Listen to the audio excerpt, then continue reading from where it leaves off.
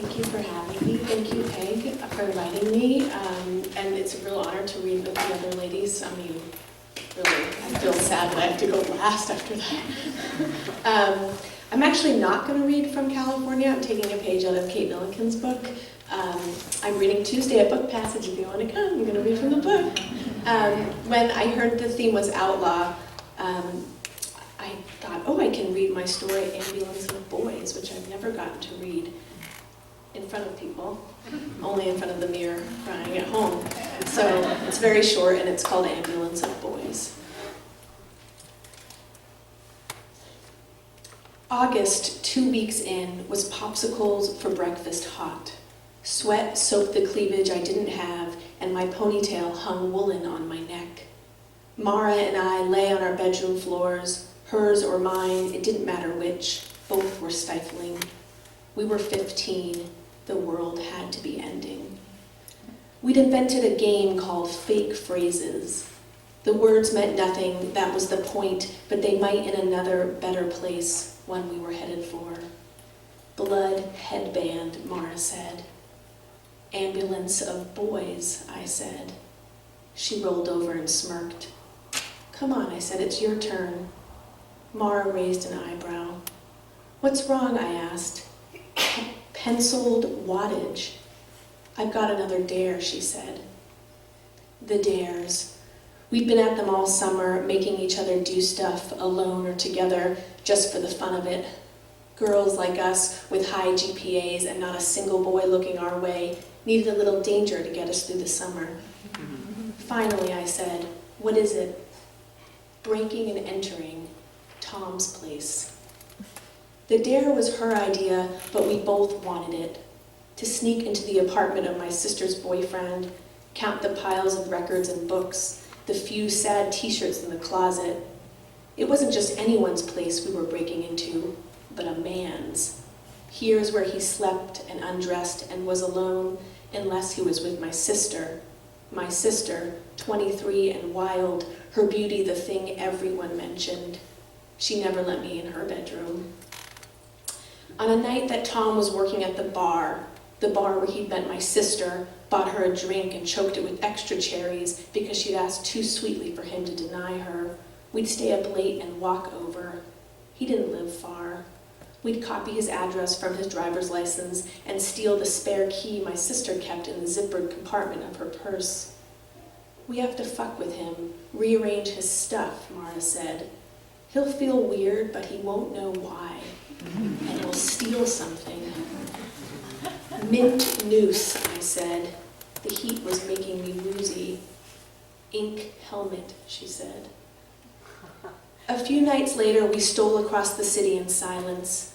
We passed a gay bar pulsing with voices, 2 men talking in the doorway.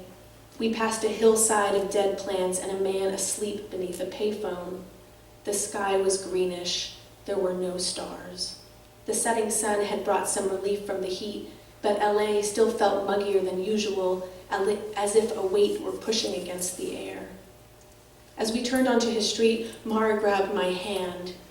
Tom's building was a stucco box not far from the corner. A street light hummed in front, and I wondered if the light shined into Tom's bedroom window. Like a game show host, I said, door number 2, and we headed upstairs. The key turned so easily, like I lived there. Of course there was no bedroom. Tom lived in a studio, a catch-all space with a bathroom and kitchen sprouting off one end. The place was stuffy, nearly empty. A sleeping bag lay like a body below 2 large windows. The lamp outside would stream over Tom's head, I realized, hitting the bathroom door. The room smelled like a gym, sweat and sneakers, but also like cinnamon. Everything looked exactly as I thought it would, and I felt both disappointment and relief. Mara poked around the room as I headed for the kitchen. Tom had a cheap fold-out table, but the cabinets were nearly empty. In the sink, a single plate, freckled with crumbs, waited to be washed. I went to look in the fridge, but stopped before opening it. There was a photo on the freezer door, held up by some pizza parlor magnet.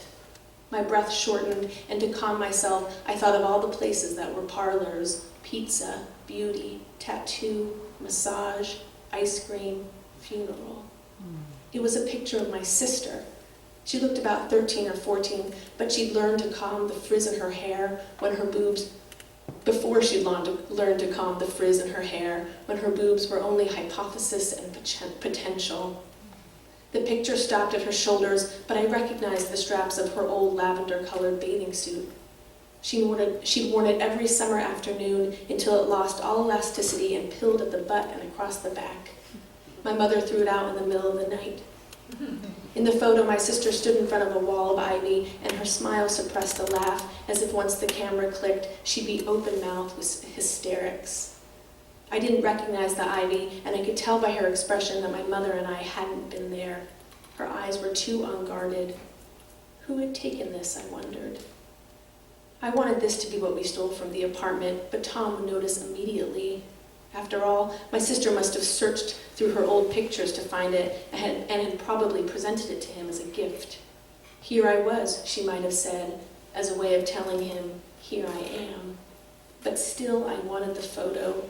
I'd known her at that age. Tom hadn't. I was too scared to take it, and I didn't want to show it to Mara anyway. It seemed so private. From the living room, she said, "Hurry, it's fucking hot in here." She was right. Tom had left the windows closed, and the heat crowded us. "What do we take?" she asked. A broom leaned against the wall.